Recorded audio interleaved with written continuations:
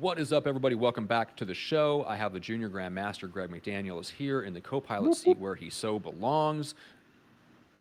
He wasn't able to make it because he had some tech issues, so he dropped in, like parachuted in halfway into the recording. So you can go back and listen to that one with Nick Cooley. But we've got a great guest with us today. John Dessauer is with us. We're talking about failure and using it as fuel and really looking at failure as the seed of success, which I love that approach. It's something I've worked with one of my mentors on a Yeah. lot to develop the resiliency of that. And so I'm excited for the conversation. We'll bring John in a quick second. But first, what's up today? No, a lot, man. I just turned 43 today. Happy birthday to me. Thank you, Matt. Thank you, John, for wishing me happy birthdays. Really The appreciate thought you, was there. both of The you. kernel of the thought was there. Kernel of a thought. Kernel Yeah. of thought. It hadn't even popped. It was just kind of like Not a thought, just a brewing. kernel of a thought. Yeah. Yeah, exactly. But no, it's a beautiful, wonderful day. I would love the topic we're going to go over today with John. And it's just it is true. I mean, fear really is fuel. It's the double F. Once you understand what John has done, how he's building his business and everything else, you guys can put it into your business and really succeed on a higher level. Because when someone tells you to go blank yourself, or I don't like you, or there's a breakup, or there's a business, division. Guys, it's fearful. I'm going through one of those right now myself in my personal life, with business, and it is fucking fearful. I will tell you that, but it also empowers me. And John's going to walk us through that. So, John, welcome to the show, and let's get this party started. I love it. Thank you for having me. And I can't imagine, Greg, anybody ever saying to go blank yourself to you. But nevertheless, happy birthday. Yeah. I was gonna say Happy you better have birthday. some I'm glad. confidence to tell the 6'5" guy to go blank himself in person. Yeah. Yeah. Very good. Very good. But Thank you, happy John. birthday. Thanks, buddy. I appreciate it. Thank you, John. So, John, we were talking about before we hit record when we jumped on. I mean, you've got a lot going on, right? Running a Yeah. brokerage, you're doing some investment stuff, marketing, company, lending. You got a lot going on. When you Yeah. run into somebody right now, give us the 60-second version, just who you are, what you are, like what you do, where you're located, that sort of thing. Yeah. So I grew up in Chicago, just outside. I live there now. I spend time between there and South Florida. Normally, around this time of year, I'm in more times in South Florida than here in the Imagine. Midwest. Uh-huh. As we talked, Matt, it's so beautiful in the Midwest in Oh December, right? yes, yeah. Uh, The breezy city of yeah, Chicago, yeah, just it's a light breezy. breeze. Yeah. My whole career, everything kind of is a cog around the real estate side. So a full brokerage, property management firm, marketing. We do lending, commercial lending. So we really kind of tie all those things to real estate investing, education as well. But Okay. we really tie all of those things to real estate. Why? Because it's one of the most common things on earth. Number one. Number two, everybody needs a place to live. Sometimes people need a place to invest in as well. So we've really kind of found that real estate to be the center cog of everything that we do from a business standpoint. And what's your average day? What you've got, several different bouncing back and forth between. Give us, is there an average day in the life of John? Wow. I think that's probably the best thing that I do as an entrepreneur. I've been an entrepreneur for the last 20 years, and one of the things that has always excited me is the fact that every day is different. I try to get up early, try to get the exercise in, have a little personal time with family, and then, I'm hitting the office. I'm fortunate enough. I don't believe in commutes. If you live in Chicago or live in a big city anywhere in the country, you know that, I feel like commutes a lot of time have the ability to steal that time from you. You can listen to podcasts and, you know, what do they call it, a radio university in your mind and Hmm. things like that, but it's just never the same. So I've always believed to if you can shorten your commute, have your office in your home and things like that. But I have an office about 2 blocks from here that I typically take a golf cart to. But once I get in that office, it's game on. I could be dealing with brokerage. I could be dealing with one of our agents, a property management issue, something on the marketing side, something on the lending side. So it doesn't make for a dull day, that's for sure. That's awesome. And you mentioned that kind of everything revolves around real estate, but what's the number one driver within that? So is it, like Yeah. the engine is it the investment deal and the lead generation that brings in new investment deals, and then everything kind of runs off of that? Yeah, it's interesting. When I became a full-time investor over 20 years ago, I started to think about Andrew Carnegie, believe it or not, a guy from Chicago thinking about a guy from Pittsburgh, and or Carnegie. If you're there, they correct you. It's Is that Carnegie, not is Carnegie. that Yeah, that's the new thing? Yeah. yeah, they're all over Can't just that, let by him the way. be. Yeah, I just call him Andy. Anyway, Yeah. but that guy, he did something pretty remarkable. I remember reading his autobiography, and it was interesting because a lot of people think he started off in the steel industry, and he did not. He started off in the telegraph industry, and back in the day, they put telegraph poles along railroad lines.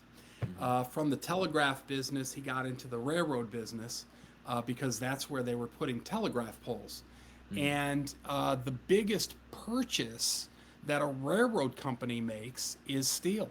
And that's how he got to the steel industry. Well, my real estate career was the same kind of thing. We started investing in everything from single family houses to apartment buildings. That's really our forte, apartment buildings and commercial real estate.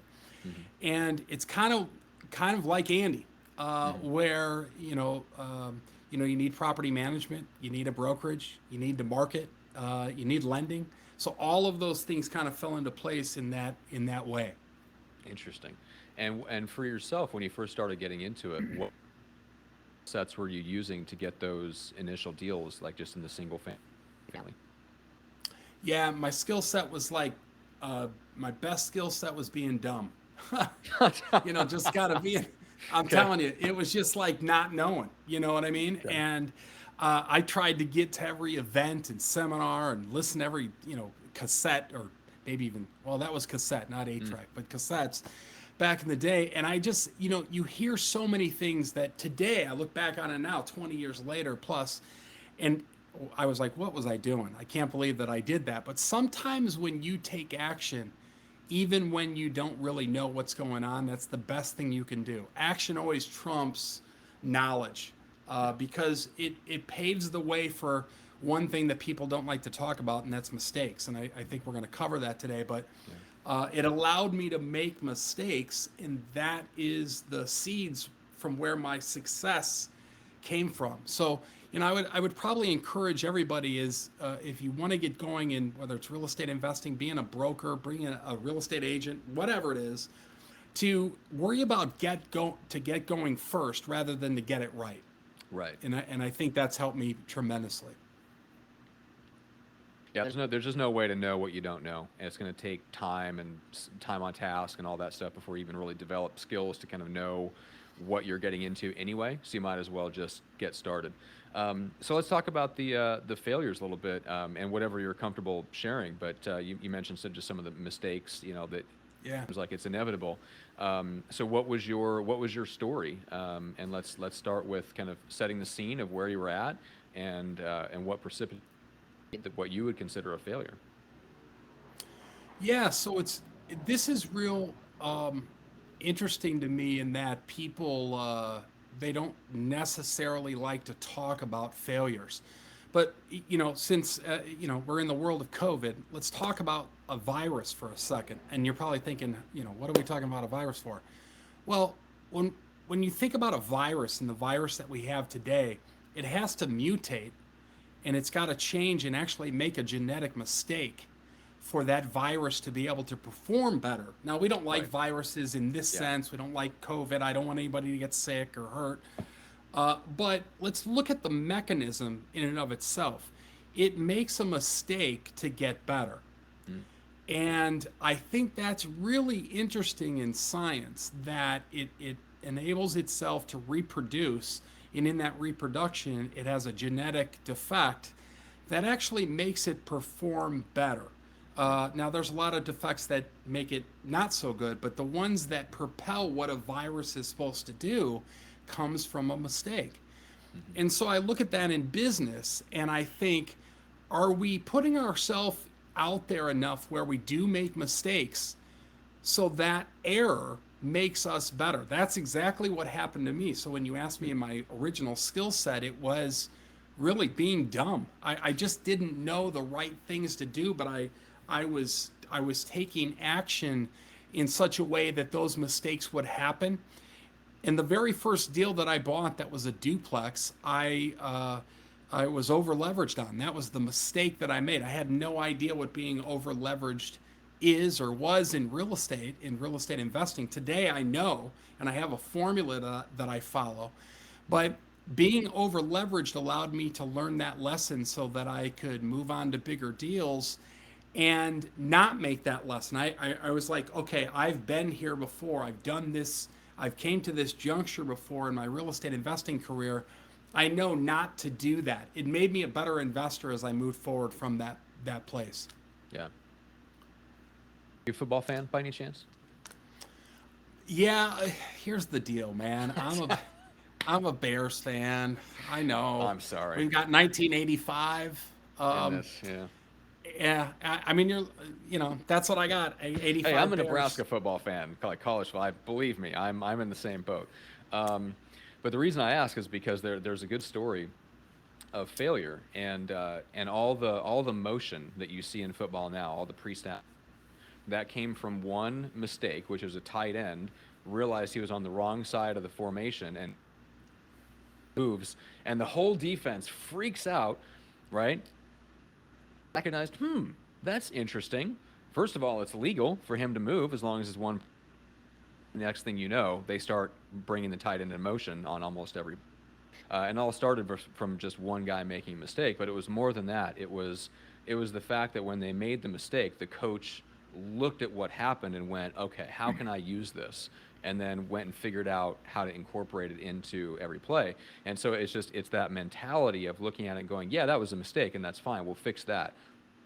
Look for what we can turn that into. I just saw today, I was watching a special on Charlie Ward from Florida State. Oh, yeah. And I don't know if you guys remember him as a freshman, but when he would line up under center as he started out, he was terrible. He'd throw 3, 4, 5 interceptions a game. And then when they said, listen, you're so creative, he's such an athlete, he was a 3 sport athlete, baseball, basketball, and football. Yeah. They said, listen, line up in a shotgun formation. What that allowed him to do was be very free-flowing and instinctual. Like he could make mistakes and then recover because he was such a good athlete. But when he thought he had to have everything perfect lining up under center, he couldn't see what the defense was doing. So it's kind of like that same thing, Matt.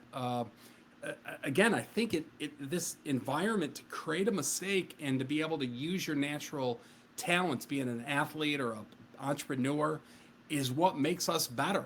Mm-hmm. Yeah, I love it. So how do you cultivate that mentality yourself? How do you build an expectation that mistakes, because I'm going to keep pushing myself forward. So that's going to be a natural part of life. It's okay. Avoid them when you can, but accept that there will be some. And then mentality of how do you turn that into the seed of the next success? Is that a skill that can be built? Is there anything specific practice-wise that you did for yourself over the years? It's hard to do, man, to be honest with you. Yeah. We're geared as a society that, you can't F up. I know Greg's a cusser, so I probably should have just cussed there. But I would. I don't know what F up is. I mean, that sounds like you're trying to lift weights or something. It's Got 7-Up's new it. flavor. Yeah. Right. But, I think that we're geared as a society to not make mistakes. And it's hard to tell a young kid or in a learning environment, be in coaching or, even talking about entrepreneurialism, hey, try not to make mistakes because mistakes are bad. Well, in a sense, they are the seeds that make us better. And so what has helped me is to not look at the tree, but look at the forest. What's the bigger picture here? Even when you're looking at a deal or I've got a lending deal going on right now that's it's a tough deal because of the borrowers and because of the type of project and things like that. And I'm getting so caught up in looking at the tree and not the forest that your perspective changes. So what's helped me is to take a breath, number one, and breathe. Number two, to take a step back. What's the overall goal here? The overall goal is to have a lifelong client with them, not just one deal. Yeah, And that's so really when you good. make a mistake, if it was just one deal, then it'd be tragic. But if you're looking to make a lifelong client, be it a real estate broker, agent, think about the forest, not the tree. You know, how can you really give value to this lifelong relationship between you and that client, or you and that deal, if Hmm. you will? And I think it changes your perspective on that. Yeah, it's really good. Greg, before I jump in. No, jump in. I'm Okay. I'm just sitting here listening. I mean, I love the content. I mean, I think this what he's saying is 1,000% accurate. People are so afraid of fear and failure that they avoid it like the plague. When in reality, you have to go through fire to get forged into hardened steel. Um, but people are so afraid of going through the fight and the failure that they just freeze up and stop or give up. Um, Yeah, it's I'm curious, John. tremendously Like interesting. with you running a brokerage, I don't know how many younger agents you're bringing on. Fresh out of college, mid to late 20s. Any of them more mistake avoiding, afraid of in younger people? I do. I think that they take action faster. Older people like myself. uh, Hey, uh, easy on the send, old comment on my birthday, okay? it, Okay. you look great though. You don't look your age. But I I Thank you. think younger people in general take action, and then they think about it afterwards. Mm. Where if you're a little bit older, sometimes you think about it first. And I was on, I do a lot of public speaking, and I was on stage, and got done speaking, and our speaker came up, and that was their topic about fear. And the guy was saying that he has trained himself just not to be fearful of anything. And I thought, man, this guy's full of shit. Oh, there you go, Greg. That's for you. We got one. And All right. yeah, you got one. So, but when he said that, I thought the the only way that you're not fearful is if there's no value in the transaction. If there's no Mm. value Nothing in on the the line. transaction, then you can be no fear. But you want to have fear. That is your fuel. Those are your seeds. You want to have mistakes. Those are also your seeds. So I'm not definitely in a point where I say you shouldn't be fearful, except that as, hey, there's value in this transaction, whether it's a bear chasing me, or it's something happening with your kids or your parents, or something happening financially. When there's fear, that means there's value. And a lot of people do not kind of relate the two, but it's real important when you're fearful to say, wow, there's value here that I didn't realize. It could be money, it could be your life, it could be something else, but accept that fear as value. Then you can spend it, save it, invest it, all of that stuff. We don't, check this out. We don't invest in fear, do we? Well, the reason that people don't invest in fear is because they don't see it as a value. Mm. They see it as something they need to run from. And what I'm saying is take that fear and turn it into currency. You can spend it, you can save it, you can invest it, and then and only then you can say, okay, I'm okay with that. I'm okay with this fear. That's interesting. Turn fear into. It was mute. Um, fucking mute button. And that was for you, John. But the thing is that like you guys ever see that show? I mean that movie. It's like a early 2000s, late 90s movie. I think it's called Yes Man or something like that with Jim Carrey. And what he had to do was he had to say yes to every opportunity that came to him in the next 30 days.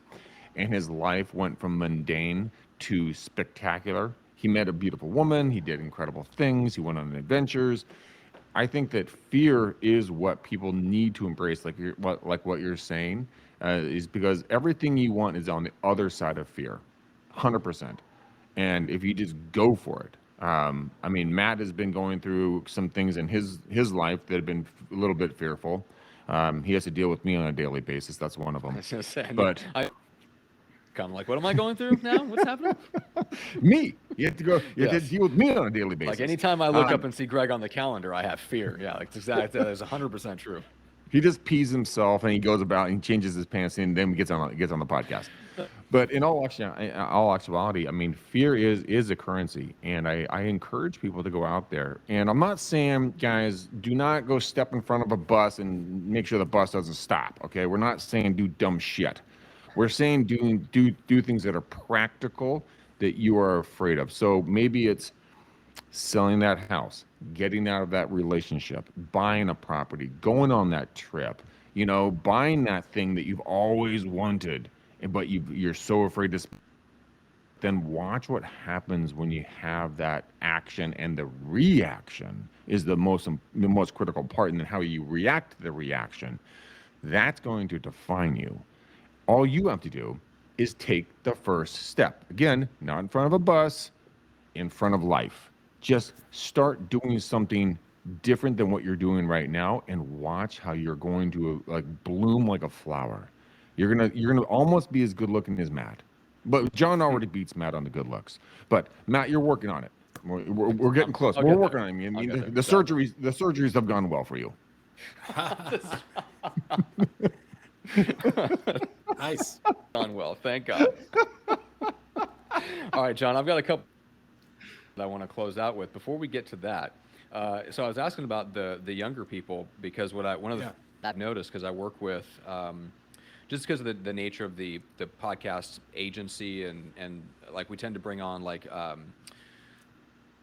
last couple of years of college or first few years out of college will come through like our internship program and kind of learn our systems and stuff like that. And either they'll move up in the agency or they'll move out and they'll do their own thing. And I've noticed with younger people, even though they may be very bright, they may want to take action, things like that, they're also afraid of making mistakes that get them called out, things that you have to tell them to set, like, this is our system, like you deviated, or like there was a mistake made, and like it's not, basically it was something where you didn't pay enough attention.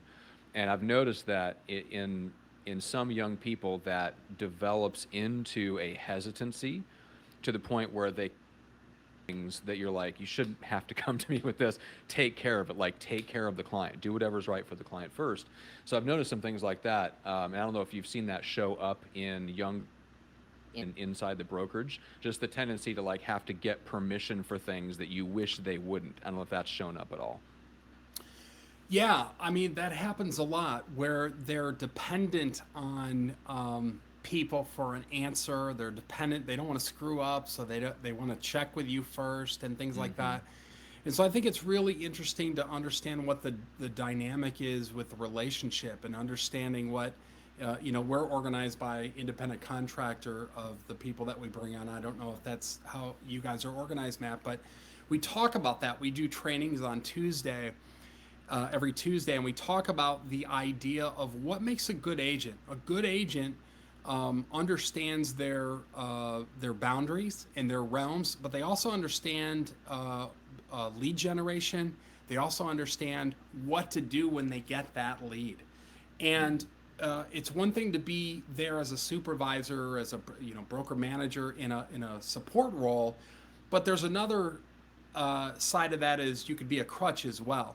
So we try to give a lot of our younger agents as much autonomy as they can, with the support of that broker if they need it. But where I found that subsides is in training. We have a wonderful training program where we talk about organizing your sales. Once you get that lead in, no matter where it comes from, once you get that lead in, what are you doing with that lead to cultivate it? We don't get paid as agents until we go to closing. So we have to land that plane. That's kind of an analogy we use at our office. How do you get the plane off the ground? And how do you land that plane with a full deck of passengers behind you safely on the ground? And so it's organizing your sales. It's doing things like we use a topic called spin in our office, where we want to know what the situation is, what the problem is, what does that imply, both good and bad, and what is the need. The need is always our brokerage services. The need is always us. Our clients are buy, sell, rent. Those are our clients. And so we work with that new agent to divide them up and to organize their sales in that fashion.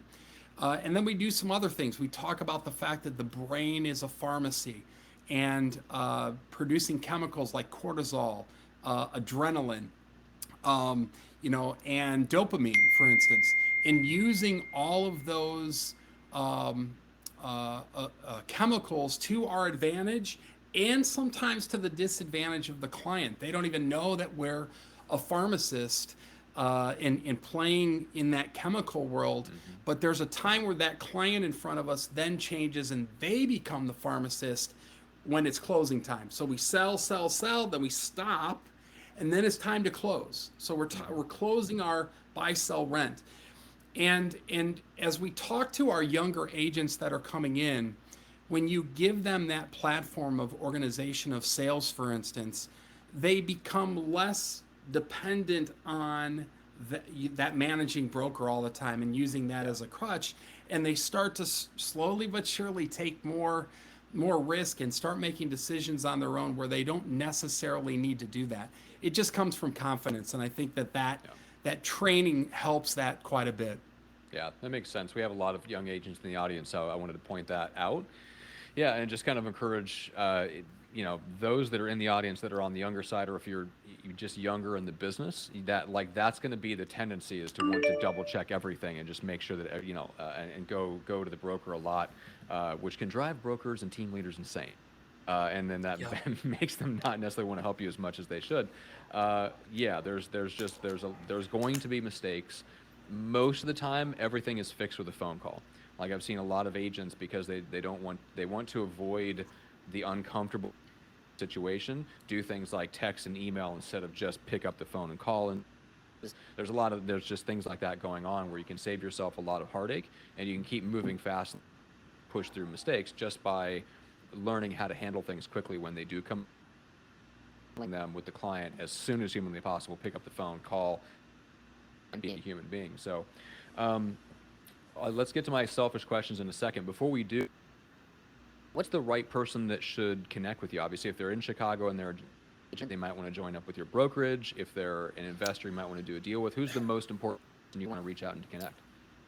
Matt, I look to connect with everybody. I know that sounds very, how do you do that? But, if you're in Illinois, Indiana, or Florida, and you are a real estate agent and you're wanting to be a part of a great team and where you're going to learn a lot, reach out to us at AntonAgency.com. That'll give you a little bit of info there.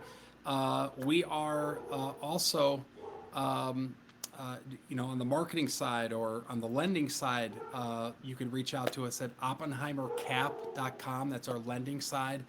TellAWildStory.com. That's our marketing side. So you can see every day is different, right? I'm giving you that now. So, yeah. But that's kind of, on the brokerage, we're in those states. Everything else, we're nationwide. So yeah, that's awesome, man.